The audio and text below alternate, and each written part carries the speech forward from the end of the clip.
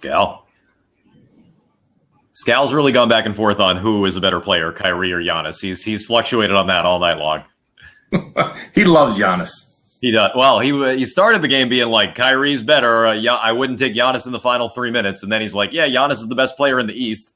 And then he was like back on Kyrie. So he's really bounced back and forth. Oh, yeah. He looks good, though. Oh, apologies. We are live here on fourth quarter live. That's my mistake. I'm sitting here watching Scal growing his hair out on the commercials, going back and forth on Kyrie Irving and Giannis Antetokounmpo. It is Adam Jones from 98.5 The Sports Hub, joined by Chuck McKenney from Reds Army. Chuck, Celtics down 15. It was as many as 26 in the first half. It's been as many as 19 in the second half. I guess your thoughts here as we enter the fourth quarter. Disappointing. Somewhat expected. Didn't have a lot of faith coming into this with the injuries, but not to make any excuses because I still feel like even with this squad, they shouldn't be getting blown out of the water here. But they just had some guys who have really crapped the bed tonight. Like who? Like who's bothered you the most tonight? Hayward. Hayward's been awful, and I know he was pressed into a starting role, but I think at one point he was 2 for 10. You can't have that. There's just no way. This is a big game. Obviously we're doing fourth quarter live because they're playing the Bucks. This is a big game. Friday night, the Garden, the Bucks. You can't. He's been awful, and Rozier's been non-existent. Smart's offense hasn't been there. So I expected more. We needed all those guys to step it up to be competitive, and they haven't, and we are down 15. So we're already getting some content here on the chat. Paul is asking about Jaylen Brown and his night. And before we get into his feedback, I want to let you know you can also get in touch on the fan line. It's in the top right-hand corner of your screen. You want to call us up. You're at the game. You're watching along with us at home. You can react live with us here on Fourth Quarter Live on FanCred, again, on the fan line in the top right-hand corner of your screen. Paul on the chat is asking how many blown layups Jaylen Brown can have on in one game for one team. I got to be honest. I've actually thought Jaylen's looked okay. He had a bad end of the quarter there. Don't get me wrong. But on balance tonight, I actually like what Jaylen's brought, especially defensively and then in transition. Yeah, I'm with you on that. I think he's looked pretty good considering the last few games he's been dreadful. But, we saw Giannis make that spectacular block, which they called the goaltending on.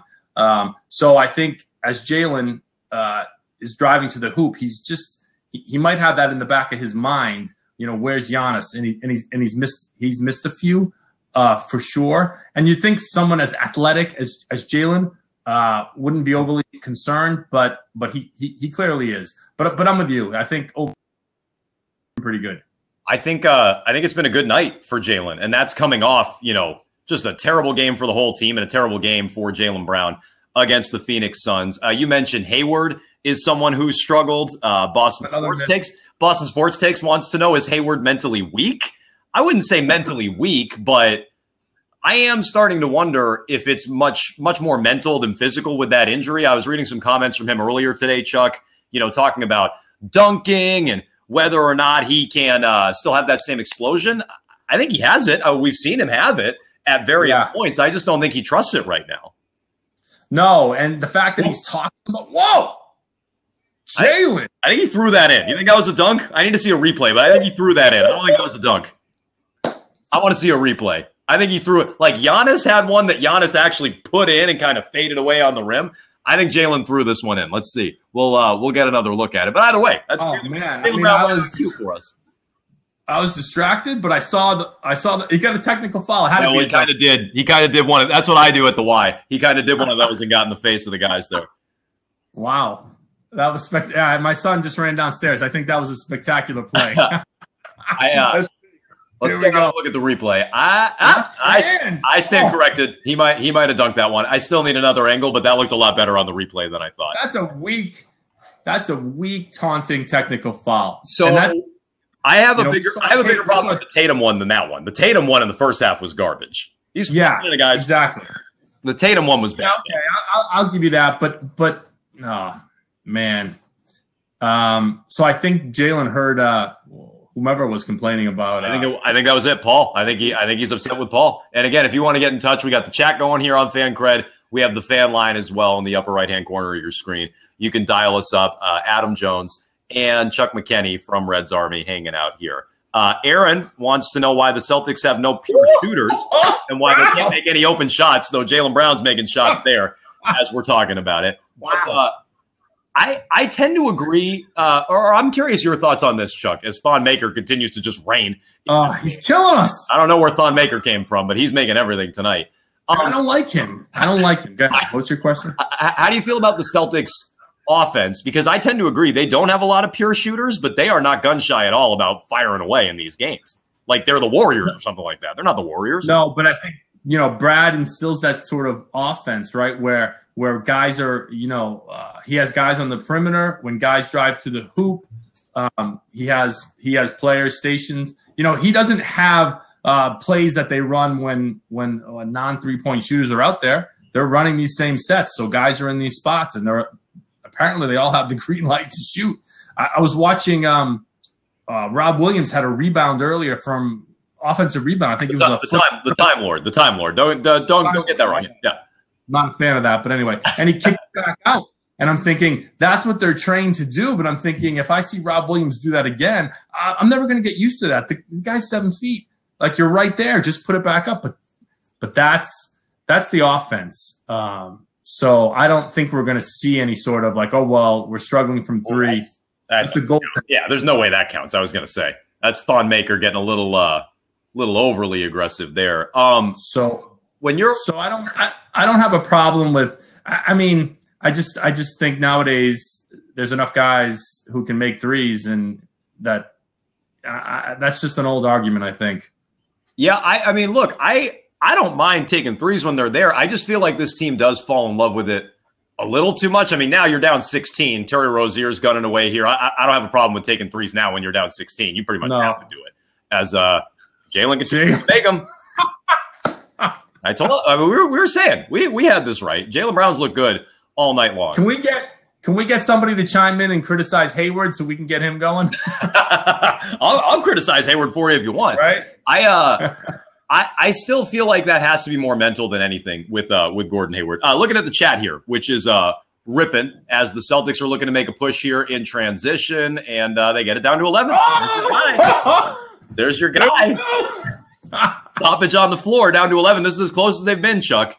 I asked you when we first got on. We'll hold off on the chat here for a second. I asked you when we first got on, even before we were on the air, and that's before I didn't even know we were on the air to start. And I asked you, do you think this team, is this a real run? You said no. You didn't think going into the third quarter it was a real run. Do you think this is a real run, down to 11 with 7.5 to go? Yes, because I think it's a little bit later in the game. The Bucks might feel like there's less time for them to maybe regroup. That doesn't mean I think that, at this point I'm going to call the Celtics winners of this game, that they're going to complete the comeback and win. But I think this is a little bit more legit than what we saw before. Yeah, does that make sense? No, it does. And I'll tell you why I've bought both. And I know the Celtics are shorthanded. I am not crazy about the Bucks. I asked this on the radio earlier today to Chris Gasper if the Bucks are a real championship contender. I'm not sure I put them in that grouping. Like, if you want to tell me they're playing better than the Celtics, I'm not going to argue with you right now. But I think the only true championship contender in the East right now is Toronto. And I can elaborate on that coming up. But we've been telling you about the fan line, and we want people to get in touch on the fan line. Again, upper right-hand corner of your screen. And I believe we have our first guest. Strap it. You don't know what they're going to be wearing, Chuck. You don't know where they're going to be. They could be anywhere. They could be wearing anything or nothing. We have Aaron in Dedham on the fan line. What do you have here tonight, Aaron, in this Celtics-Bucks game? Yeah. Do you think that Al Horford would make any difference in this game? Because personally, I don't. I think that we have, when they're all healthy, I think Daniel Tice is productive. Robert Williams is fairly good. And Aaron Baines can be a starter if Al Horford is not on the team. Chuck, you're shaking your head. Oh, of course Horford would make a difference. He's a fantastic player. He helps run the offense. Baines is out for 6 weeks, so I'm not sure what you were referring to, Aaron, about there. But Williams is a fantastic athlete, but he's going to struggle with rotations and such. So I hate this thought that we don't need Al because we have Williams.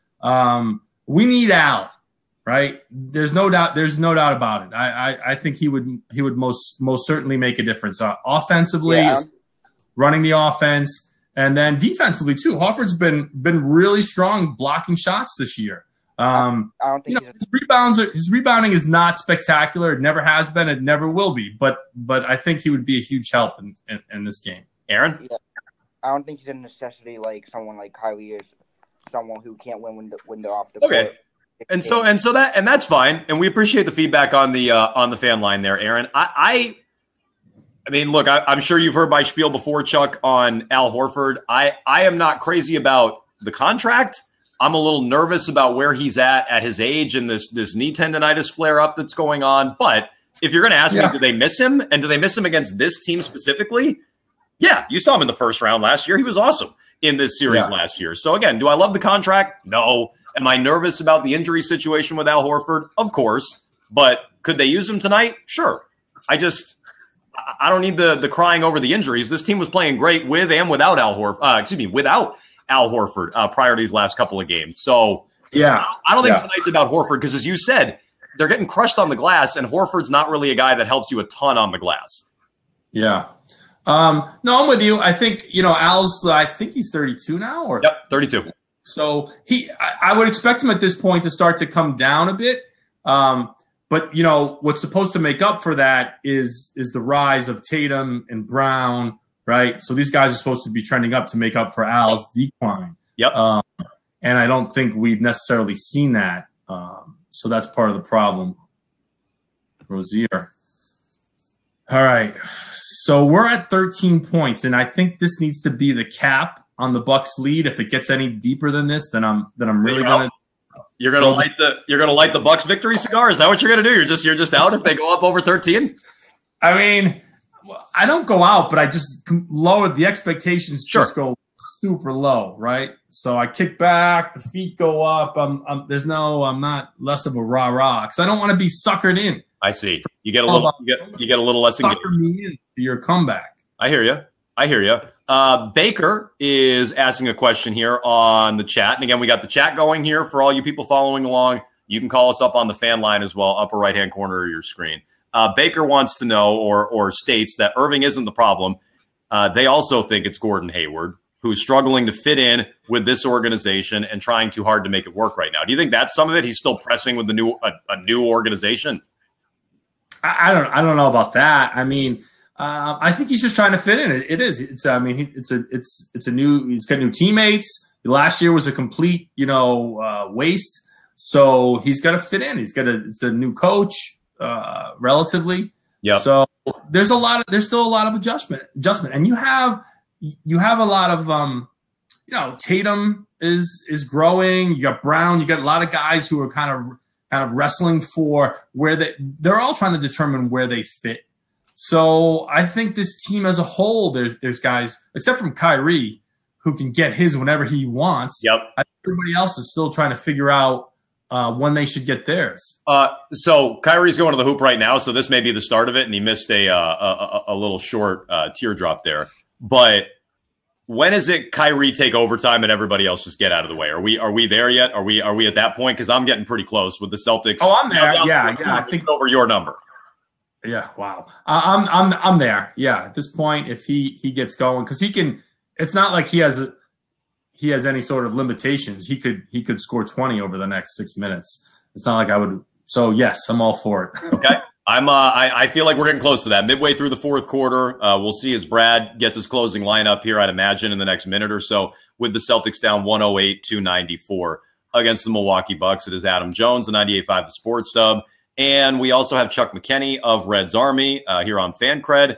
Upper right-hand corner of your screen is the fan line, I believe. And again, brace yourself, Chuck. You never know where these people are. You never know what they're going to look like here. What they're wearing is what I should say. Will is in North Carolina with some thoughts here on Celtics and Bucks on Fourth Quarter Live. Will, hey guys, what's up? First time Hi. tuning in. Hey, Will. They're my second favorite team after the Hornets, but of course I like. I've been watching back and forth in the game. You may not agree. You may agree. I think this team could actually fight against the Bucks and pull an upset in the playoffs if they were to meet up. The Celtics? Celtics, Bucks. I think they can extend it to 6 or 7. I mean, look, you're saying you think the Celtics can upset the Bucks? I think the Celtics are more than capable of that. Sorry, I got a little lost watching the game there, but I think the Celtics are fully capable of I'm not convinced the Celtics are worse than the Bucks. Is how I would put it to you. The Bucks same. I agree 100%. The Bucks are playing better than them right now. The only team I would take in the East over the Celtics right now, if they were a playoff series, and I know the Celtics aren't playing great, but the only team I'm convinced is better than them right now is Toronto. That's it. Oh, yeah. I agree. Milwaukee has a better record, but I'm not convinced Milwaukee's a better team. In a 7-game series, I'm not convinced they're better. Yeah. Also, I think Hayward is going to slowly get into stride, be back to Gordon Hayward sooner or later. I don't think these struggle games are going to hurt him. I think he's going to get back to the Gordon Hayward we all know. He's struggling tonight. 3 out of 12 from the floor. Before we let you go here, Will, Justin on the chat wants to know, and Chuck, you can weigh in on this too. Is Will Chuck's son? Is that the case or no? Is that no? My son is no. This is not my son. Okay, we're sure. I hadn't seen Will. I hadn't seen your son yet. I didn't know. I know he's kicking around. I didn't know if he was calling from the other room. No. I'm just a fan of fan cred, and I think I'm tuning in every. Well, Will, keep doing it. We appreciate the feedback here on the fan line, Will. Yep. And the listeners or the viewers just wanted to know. They just weren't sure. They're saying there was some a little bit of a lookalike there, is what they were saying. I guess. As Giannis sticks in another layup, Celtics are down by, what is the math, 15 here? As they try to make a furious comeback with 5 minutes left, rather. I know you don't feel great about it. 13 was your number. I know you don't feel great about it. So I would say now it's getting to the point where I thought they had a real run in them. It looks like they kind of used up all their gas. They haven't gotten into single digits. They never got over that hump. Yeah, Kyrie, I think he looked like he took 3 shots in a row there, and I think he missed all 3, a couple floaters, another deep one. I think he was trying to exert his will on this game, and it didn't really happen. Again, 5 minutes in the NBA with the 3-point shot nowadays is a lifetime, but I just feel like the momentum's swinging back to Milwaukee now, so. It does feel that way. Tatum takes top of the key 3, rather. What have you thought of his shot selection? Not only tonight, but the last couple of games? Because I think, especially tonight, it's been piss poor. I think the Suns game, it was the same thing. He seems like he's been reverting back to the Tatum we saw early in the year, fallaways, long twos. I've seen a lot of that out of Tatum the last couple of games. Yeah, I'm with you. My real pet peeve with Jason is his inability to control the ball on drives. It was a problem. When I say problem, I use that phrase loosely, last year. And it was something he worked on in the offseason. I don't know. We joked around on Twitter a lot, and we wondered if he had small hands. Could he palm the ball? But he still seems to lose the ball a lot on drives. And I say lose the ball, but whether he's getting hit or he's fumbling it. And I don't know if that weighs on whether he thinks he should drive or not, but it just, and I have no stats to back this up, but it just seems like it happens far too frequently. So that drives me crazy. And last night, his defense, I thought on Oubre in the fourth quarter was atrocious. And I kind of marked that on. And that was that's a guy who shouldn't have been making the shots and getting the looks that he was. That was a little Oubre the other night was a little bit like Thon Maker tonight. I know not matchup, but that's kind of the guy that's stepping up and hurting the Celtics right now. I believe we have more action on the fan line, and again we can go back out there. Let me make sure I get everything right here on the fan line, which is in the upper right hand corner of your screen. Let's go to, is it David in Keene, New Hampshire? David? Yo, what's up, Jones? What's up, David? This team is so frustrating with what they did last year, obviously, without their top guns. And to come out this year, obviously, we had the stuff in the offseason, Jaylen Brown, 5 rings, all that different crap. I mean, I kind of ignore that stuff. Like, talk all you want, but if your game backs it up, cool. But honestly, what do we need? Do we need more time with Brad, working with him? Do we need to subtract? Do we need to add? I know we're like down to like 2 bigs. Like Jason Tatum's like our 3rd big, if you want to call him that, based on the depth chart. Like, what do we need? All right, David, good question on the fan line. Chuck, what do you think they need? No, I think that they need to just ride it out with this group up until mid-February when the trade deadline. I like the mix that they have. I don't buy into this that they have too many guys. I think they'll all find it. You don't buy into it that they have too many guys, because it seems like, and tonight's a poor example, but it seems like when they're shorthanded, whether it's down Jalen or Horford or even Hayward for stretches, it seems like they've played better. And I would include last season in that as well, where they went on this great run to the Eastern Conference Finals without Hayward and even eventually without Kyrie. So, according to that logic, then I don't know. I think Rozier is really the only one who's getting squeezed minutes, right? So if he's the difference, it's not just minutes, Chuck. It's shots. It's Jaylen Brown last year was the 2nd or 3rd option on offense, maybe the first option at times, and now he's kind of the 5th option when he's on the floor. It's that it's just when you get the ball all of a sudden and you're Jaylen Brown, now you're pressing because you're finally touching the basketball. It's not just minutes. It's about more than that. I'd like to think that they're better than that. That they can figure that out, because if that's the case, then what they have to do is subtract without adding, right? So it's moving someone. That's what I think they need to do. What's that? That's what I think they need to do. Like, to me, Rozier, and I like Terry Rozier. You're gone yesterday. Like, get Rozier out of the rotation. I think a lot of that tightens up, personally. Yeah, I don't know if it's going to be that easy. I guess I'm not sold on that. I'd like to give it another, we'd have another 5-6 weeks before the deadline. Yeah. The deadline. And then if they're still scuffling, then I think something might be done, and maybe that happens, but I don't know. I'm just not there yet. So I'm keeping an eye on the chat here. First of all, the last guy, David in Keene, New Hampshire, they said that I already forgot the other person on the fan line. Was it Will? They said he looked like he might have been your son. We're now hearing that David might have been my son, or perhaps even my better looking son, which is fair. Also on the chat, Justin. Nope, sorry. Who was this? It was Jim. Has asked me what I think of Jokic now. Blah! Is what Jim wants to know on the chat. I will say and Jokic is a billion times better than I thought. One thing I will say about that take is that I didn't want to give up the number 3 pick for a player like Jokic, which means it would be Jaylen Brown effectively for Jokic that year. And I was not wild about Brown either in that draft. I like Jamal Murray better. I like Buddy Hield until I found out he's a whole year older than initially reported.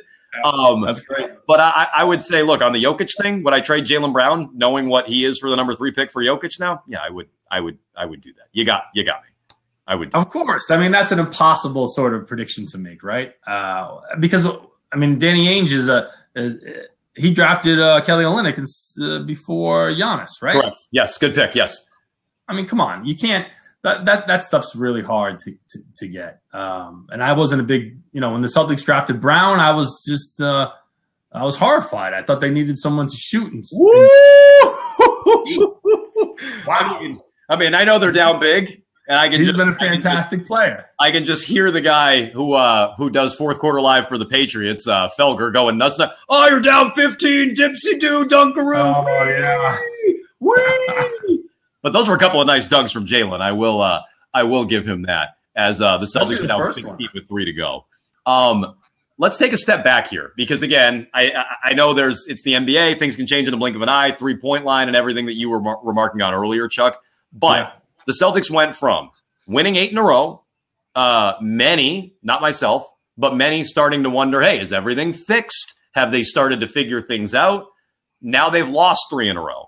And now, their losses were, I think, a couple of bad ones to Detroit and Phoenix. And then this isn't a bad loss in terms of who you're playing, but it's a bad loss in terms of it wasn't competitive outside of being up 10-1 early. And then after a 16-0 run, they've never really truly gotten in the game. They've only gotten it down to 11 a couple of times. What's been different in this run? What's gone wrong in this run? Is Jalen airballs a free throw there compared to the 8-game winning streak? Yeah, I mean, first off, I would disagree. I think that Detroit loss, I wouldn't classify that as a bad loss. I think that was one of those like quote unquote scheduled losses. Second night of a back to back. Yeah. I'm not trying to make excuses. The Phoenix loss, just there's no excuse for that. And this one I would have liked more compete, but I felt like the offense. I don't know. That's the maddening thing with this team, right?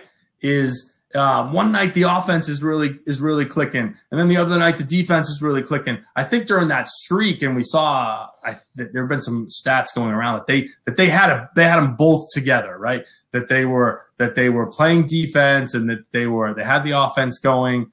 But outside of that, it's usually one or the other. Yep. And I don't know, outside of saying that there's a lack of consistency, I don't know why. Right?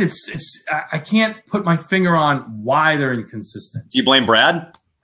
Or does Brad deserve some of the blame? Maybe that's a nicer way to phrase it. How much blame does the head coach deserve? I give Steven 0% of the blame. Zero? None. Zero? I love Brad. Oh, so what? We all love Brad. He's not a great coach. He's a good coach. So he deserves none of the blame when this team, you just said there's no effort. That's a coaching thing. I don't know if I said there's no effort. There have been times when you were disappointed in the effort tonight. Maybe is how you phrased it. Yeah. So, I guess we could point to, maybe you'd want Brad to be able to, it's that unquantifiable. Well, I just want my coach to push the right buttons. Yep. I don't know what those buttons are, yep. but if anyone's going to know the button to push, it's got to be Stevens. And we've seen such remarkable success from him, right? In relative terms, like he's made a play. Jordan Crawford. He took Crawford and he made something out of nothing there. Yep. Look what happened with Isaiah Thomas and they made the run to the Eastern Conference Finals last year without Kyrie. We've seen all these examples, right? So now he finally gets a roster stacked with talent, and what happens? They're underperforming. So. Yes, I guess if you wanted to look at Brad and say, come on, Brad, this is you finally get what you wanted, which is a roster of legit players, and they're underperforming. So, but I don't know. In the grand scheme of things, if I had to make up a number, it would probably be like 10%. 10, good, we'll take it. I like it. 10, that's better than 0. We'll take 10. That timeout right there. I think, and I don't know how closely you're watching the play. I wouldn't blame anybody if they're watching at home and they've kind of checked out with the Celtics down 15 and under 2 to go. But that feels like a timeout where Brad's just like, fuck are we doing? It's little passes behind their backs, and the Bucks are toying with them. And I feel like this is a timeout to talk to who's on the floor and say, guys, let's take it seriously. We're not half-assing the rest of this game. That felt like what that timeout was. Because you're losing a game in the NBA and there's 2 minutes to go. And I don't really think a run is all that reasonable right now. Right. That felt like a message timeout from Brad more than any game planning or X's and O's he wants to do here. Yeah, most definitely. I think we've seen Brad do that. Whether sometimes it'll be the start of a quarter. It could be maybe one possession in, and he doesn't see anything he likes. He'll call it. Wanamaker's in, by the way. So I don't know who's out, but Wanamaker's in, which means somebody's getting a message. I don't know who, but somebody's getting.